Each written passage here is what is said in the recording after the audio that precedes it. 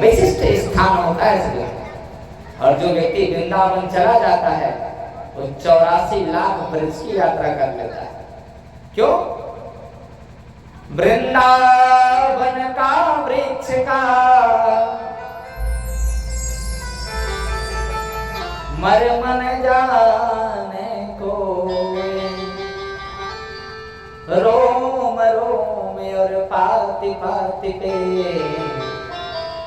राधे राधे हो। वृंदावन में ज्ञान नहीं है, वैराग्य नहीं है, वृंदावन में सब मर गया है। केवल वहां भक्ति जागृत है सज्जनों, जिसके मुख से देखोगे केवल राधे नाम का संकीर्तन चलता है। भगवान ने कहा वृंदावन मेरा धाम है। जो व्यक्ति संसार में वृंदावन आ जाता है और राधे नाम का संकीर्तन करता है वो मुझे प्राप्त करने का साधन खोजने लगता है। आइए सज्जनों, हम भी तो वृंदावन धाम नहीं जा सकते थे, लेकिन मानसिक वैध यात्रा कर लेते हैं मन से। आगे की कथा में आपको मैं मन की कथा बताऊंगा। मानसिक यात्रा, मन से ही सबका स्मरण करना, और आपको जितना फल जाने पर मिलता है उतना ही फल आपको मानसिक यात्रा करने से मिलेगा। ये हमारा अनुभव। बोले वृंदावन धाम की जय। वृंदावन धाम अपार, जपे जा राधे राधे। वृंदावन धाम अपार, जपे जा राधे राधे। वृंदावन धाम अपार, जपे जा राधे राधे। वृंदावन धाम अपार, जपे जा राधे राधे। जपे जा राधे राधे, जपे जा राधे राधे। जपे जा राधे राधे, जपे जा राधे राधे। राधे आज बेली सरकार, जपे जा राधे राधे। वृंदावन धाम अपार, जपे जा राधे राधे।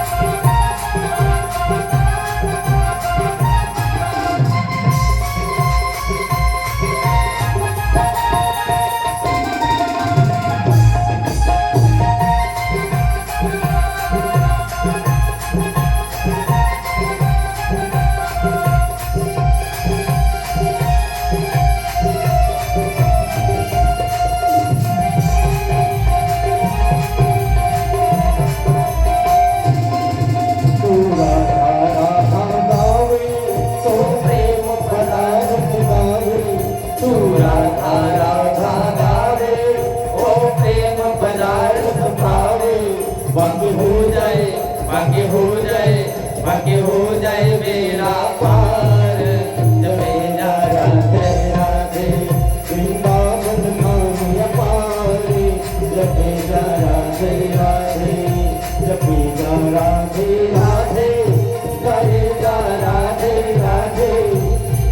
जा राधे राधे, गाए जा राधे राधे।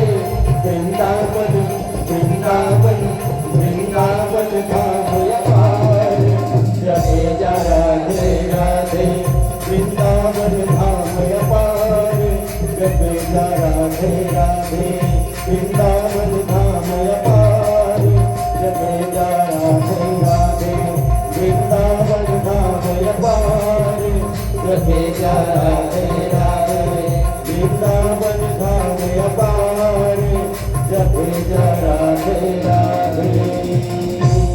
बोले वृंदावन धाम की जय, बोले वृंदावन बिहारी लाल की जय।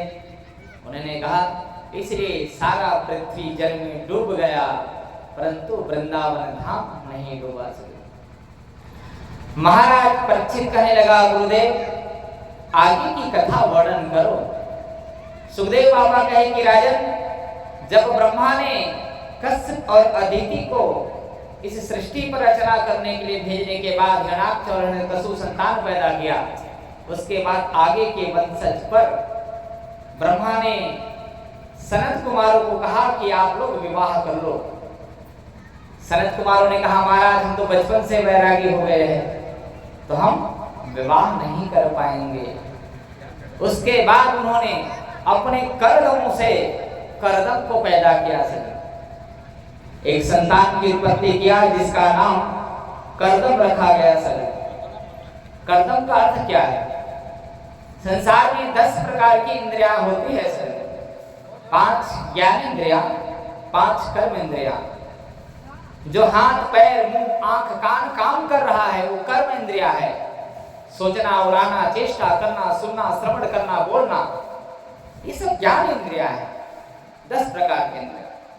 और इसी इंद्रियों को जो व्यक्ति जीत लेता है उसे ही करदम कहा जाता है सर।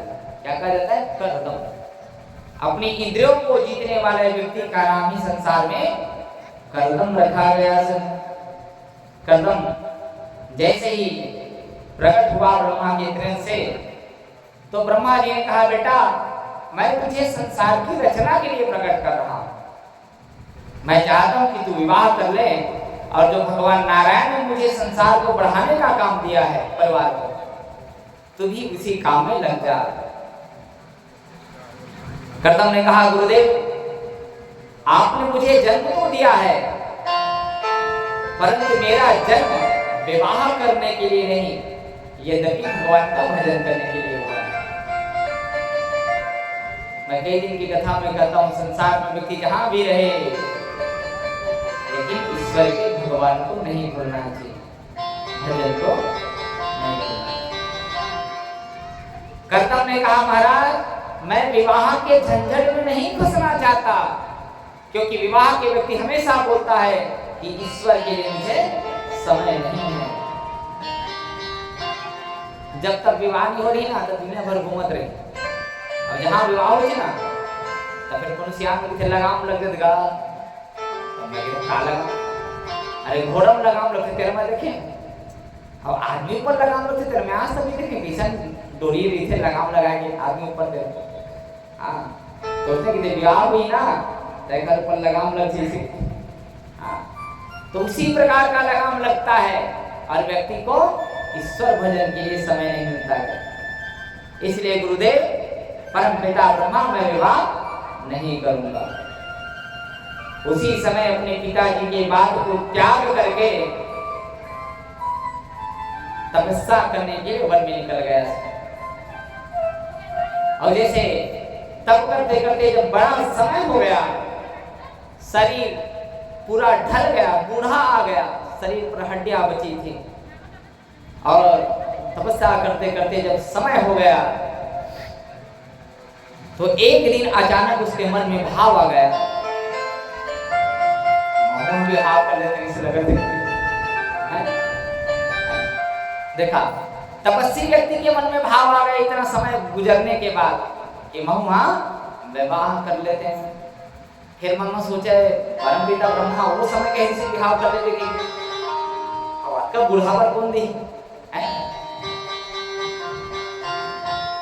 फिर कहें अगर संसार में किसी को कहूं कि मैं विवाह करूंगा तो लोग मुझ पर हंसेंगे। कहें इसलिए मैं चाहता हूं कि मैं एक बार और तपस्या करूं और तपस्या करने के बाद भगवान नारायण को प्रसन्न कर लूं।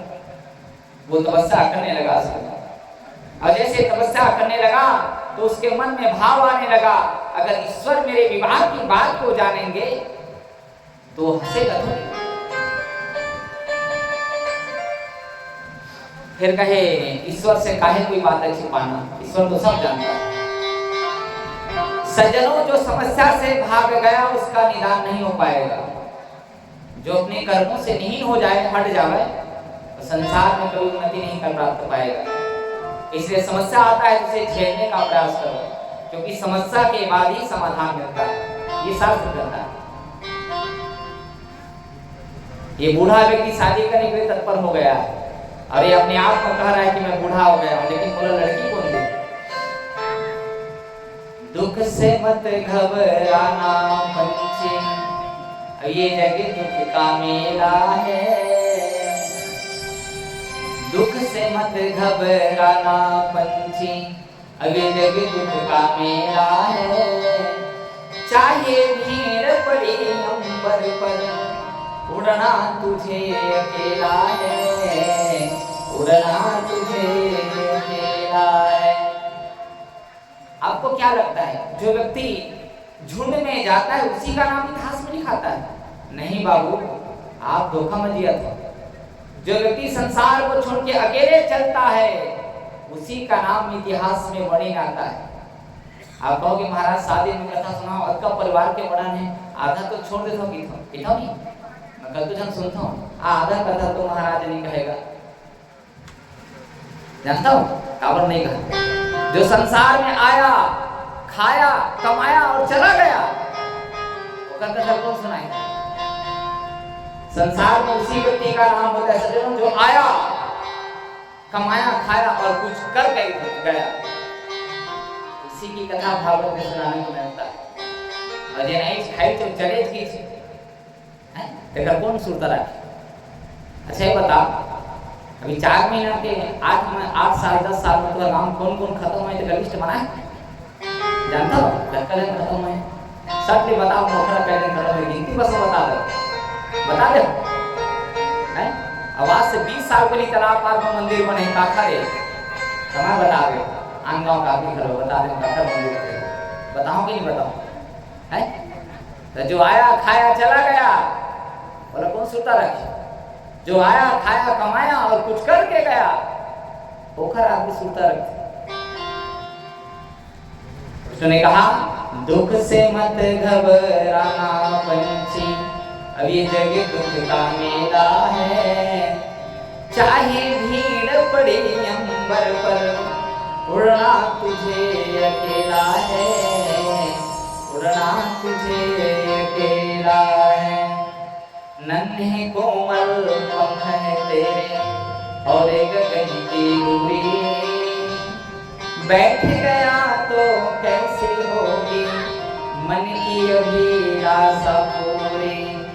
उसका नाम अमर है जग में, उसका नाम अमर है जग में, जिसने सब संकट को झेला है। चाहे भीड़ पड़े अंबर पर, उड़ना तुझे अकेला है, उड़ना तुझे अकेला है। संग मत तो कद जन आसमान में उड़ती, लेकिन जो अकेले उड़ता है सज्जनों वही इतिहास पर नाम दिखाता है। क्यों? क्योंकि संसार माया है सज्जनों, और जो माया में फंसकर भी ईश्वर का भजन करता है वही सत्य आदमी है। अब बैरागी में तो भगवान के भजन करके कहीं और ऊपर बस तो कोई काम ही नहीं रहे हैं। और जिन परिवार में फंसे के बाद भी समय निकाल के देते वही सच्चा भक्त है। आगे की कथा मैं भक्त के परिचय बताऊं तुम्हारा। क्यों? क्योंकि चतुर शिकारी ने रखा है। शिकारी कौन है? ये शिकारी, ये जाल बिछाया है कौन आदमी फंसते करके। चतुर शिकारी ने रखा है और जाल बिछा कर पग पग पर, और फंस मत जाना रे पगले, पछताएगा जीवन भर। मोह माया में तू मत पड़ना और बड़ा समझ का खेला है। चाहे भीड़ पड़ी अंबर पर उड़ना तुझे अकेला है, उड़ना तुझे अकेला है। जेन माया ला छोड़ के कंदर ऋषि भागे रहे विवाह वाले माया। अब कब उठाए के बाद कर्मन में भाव है कि मोह विहाव कर ले। फिर कहे विहाव वाला लड़की कौन दे भगवान की तपस्या करे सजन, और तपस्या करे के बाद भगवान नारायण प्रसन्न हुई और प्रसन्न होके कहे का होगे का बड़ तपस्या करते बता। कहे महाराज एक बात है। भगवान नारायण कहे जो भी बात है मन से कह डालो, हम तो वरदान देने के लिए आए। कहे महाराज आप कहो ना तो हंसोगे। बोले नहीं नहीं बताओ क्या बात है। कहे महाराज मैं वरदान में विवाह मांग रहा हूँ। भगवान हंसी आ गई। अरे डोगरा विवाह करूँ कहते हंसी लगे। कहे जिस समय तुम्हारे पिता ब्रह्मा ने कहा उस समय तुम विवाह से इनकार कर दिया, और जब शरीर ढल गया वृद्धा आ गई तो विवाह करूंगे। भगवान नारायण ने कंदर विवाह करे की उम्र होती भैया। जिस प्रकार संसार में 18 और 21 साल के लड़का लड़की शासन डिसाइड करे ना, वही प्रकार शास्त्र घरों नियम बनाए है कि विवाह की उम्र कत्का होना चाहिए। ब्याह की आस फिरे बिच होए तो 20 के आगे 25 को कीजे। कत्का 20 और 25 में विवाह हो जाना चाहिए। ठीक है लड़का अच्छा पढ़ा लिखा है कुछ नौकरी करे चांस है, लगा पढ़ी तब थोड़ा आगे कर ले। ब्याह की आस फिरे बिच होई तो 20 के आगे 25 को कीजे। वेतन पैन बनाए बने तो 30 के आगे 40 को कीजे। 30 और 40 ज्यादा अब हम 50 इंतजार कर तब 50 उम्र चल गए तो बाद 50 के आस बिहाए तो जो अभिलाष हरि भजली।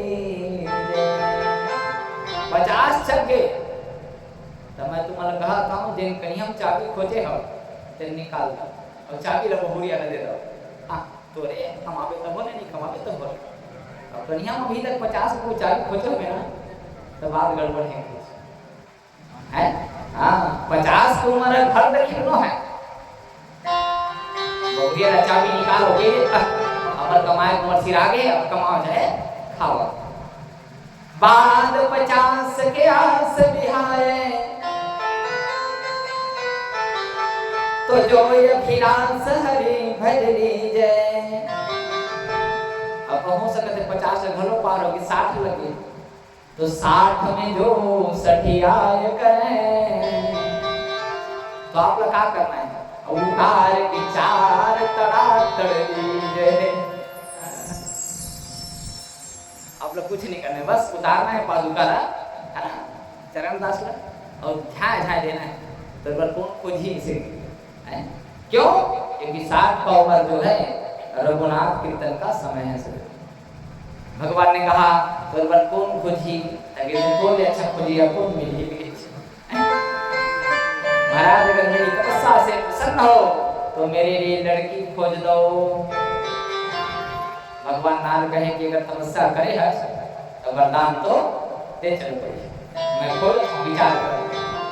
भगवान तो सब जानता है सर क्योंकि हरि व्यापक सर्वत्र समाना। हरि व्यापक सर्वत्र समाना। हरि व्यापक सर्वत्र समाना। हरि व्यापक सर्वत्र समाना। प्रेम ते प्रगट वही मैं जाना। प्रेम से प्रगट वही मैं छुपाने की जरूरत नहीं है। एक बात आपको बता दें, मैं कई जगह सुनता हूँ, कोनो मंदिर में जाइए, कोनो भगवान में, भगवान भगवान मोर घर मारे बने रहते दादा, और भैरव थोड़े है, वो तो मन मन की बात जानता है। चीटी के परनों पुर बांधे तन्ने राम रावत है। मेरे चाटी घर निकलते ना, तो उन्होंने पूछ के निकलते, मैं निकलूं किधर निकलूं कर। मन के अंदर पर रघुनाथ विराजमान है सजनों, अगर देखने की इच्छा हो तो देख लेना। कैसे? मन को निर्मल करो, और जब मन निर्मल हो जाएगा तो यही भगवान आपको अपनी छाती के अंदर में दिख जाएगा। मैं जानत नहीं थे विवाह करे पर प्रस्ताव रखे बात में एक स्थिति मतलब बार खोज के रखते होंगे महाराज, मरवर खोज के रखे, बोले हाँ शंभा मरु शत्रुपा की कन्या आकृति देवहूति प्रसूति 3 कन्या है के, और मझली ने बीच वाले में तौर पर पहले खोल कर रहे वो जानते हैं क्यों? क्योंकि हर इच्छा भाव वही बनवाना वो जानता है और बता नहीं लगे, वो सब जाना थे क्या होने वाला है, और जगह में कटका है करके सब जानता, बोला बताने की जरूरत नहीं, बताया उसे जाता है जिसे जानकारी नहीं। अरे हर बात दूसरों को बताया ना करो, हर बात दूसरों को बताया ना करो, हर जख्म दूसरों को दिखाया ना करो। संसार के लोग मुट्ठी में नमक लेके चलते हैं बबुआ, हर जख्म किसी को दिखाया ना करो।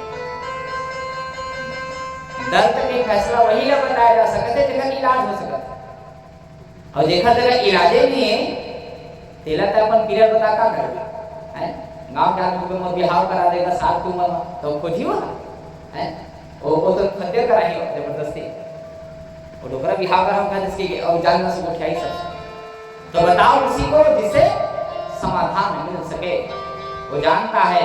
इसलिए कहा मनु और शत्रुपा के जो बीच की कन्या देवहूति है, बोला मैं प्रस्ताव रख करे, और मैं जावत हूँ राजा ला कहा कि ए उत्तम ऋषि पर एक विवाह करा दे।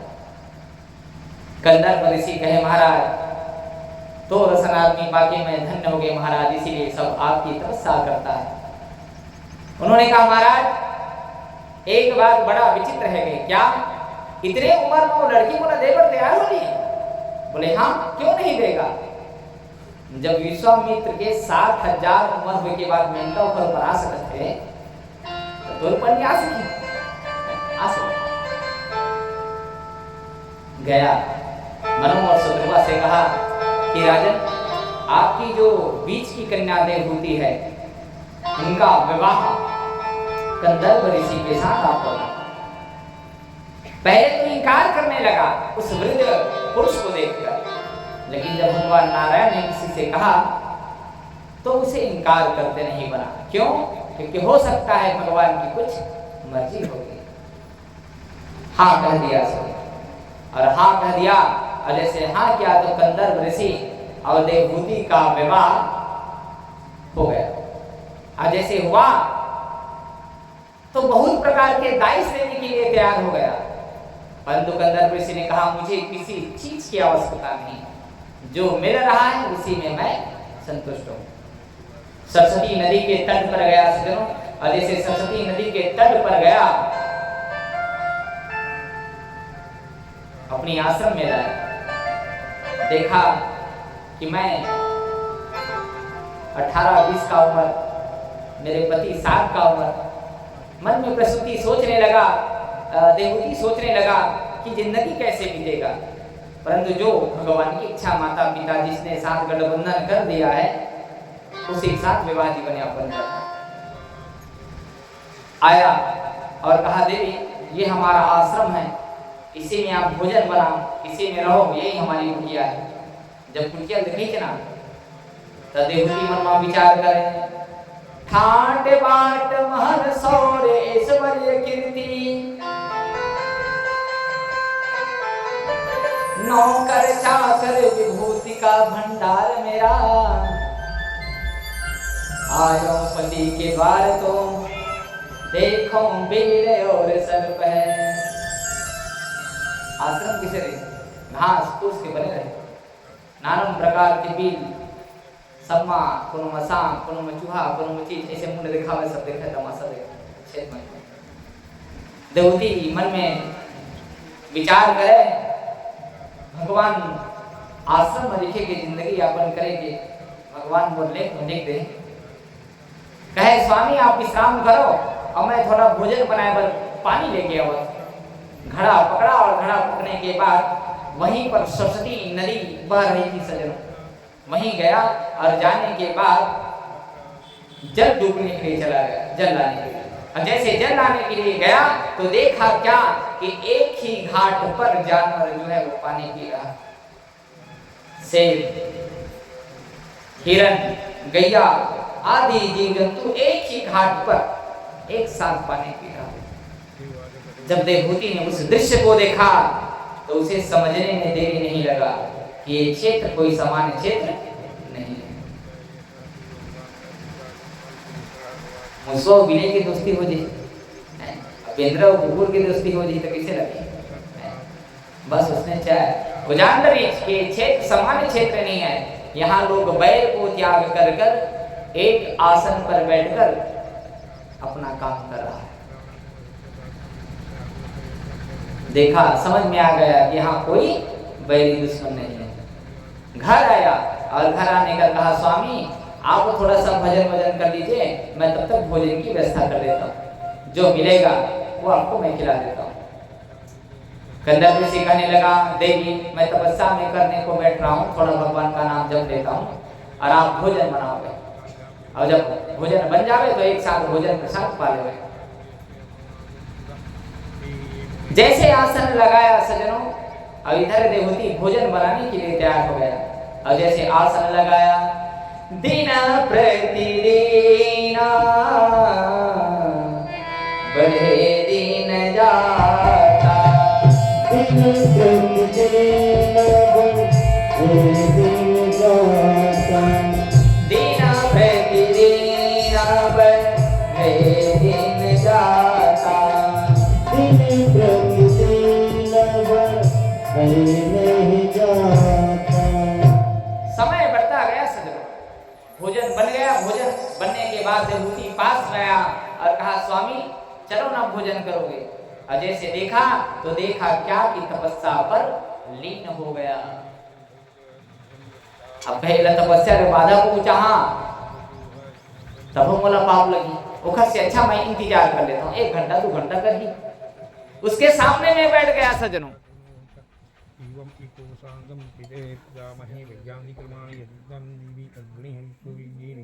लाइट आ गई का?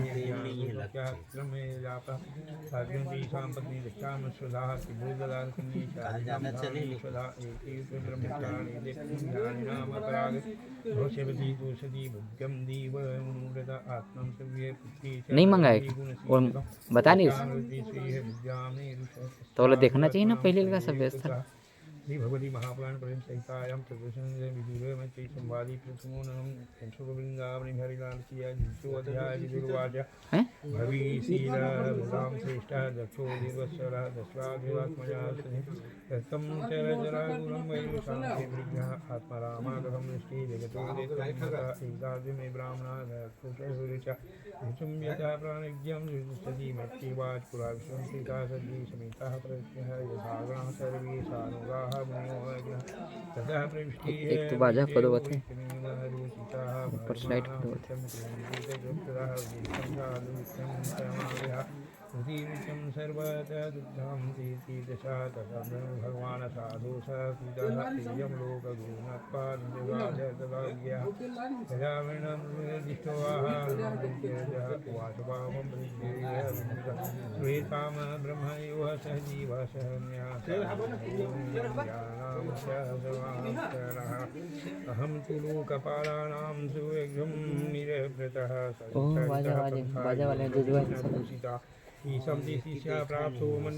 होगा तो अपन व्यवस्था ला नहीं गा पहले ले